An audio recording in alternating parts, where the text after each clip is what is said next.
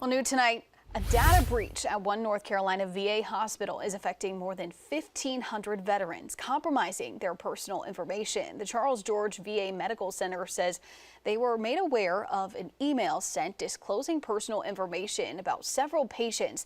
The center says in effort to protect the veterans, they are alerting those impacted by a potential risk to their personal information. Now, they're offering access to credit monitoring services at no cost. And they say if you're a veteran and attend the center but did not receive an email, then you should be okay. However, if you do have questions, you can call or email the VA.